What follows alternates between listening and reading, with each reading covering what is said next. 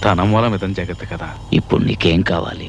మీ ఆశీర్వాదం వల్ల నా ఆశలు నెరవేరినాయి, కానీ జీవితంలో నాకు మనశ్శాంతి లేదు.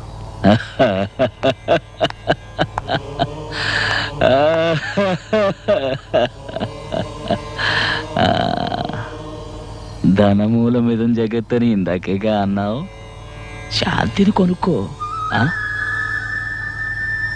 ధనమంతా నీ దగ్గరే ఉంటే మనశ్శాంతి ఎలా ఉంటుంది?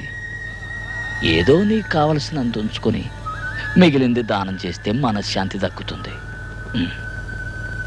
డబ్బు దోచుకునేవాడికి ఎప్పుడూ మనశ్శాంతి ఉండదు. పుణ్యం దాచుకునేవాడికి ఎప్పుడూ తోడుగా ఉంటుంది. అవును, పుట్టేటప్పుడు ఏం తీసుకురాలేదు, పోయేప్పుడు తీసుకుపోయేది లేదు. ఇక దేనికయ్యా నీది నాదన్న స్వార్థం? అయ్యయ్యో, వెళ్ళు వెళ్ళు. ఇదిగా దీన్ని తీసుకుని లేని వాళ్ళకిచ్చెళ్ళు.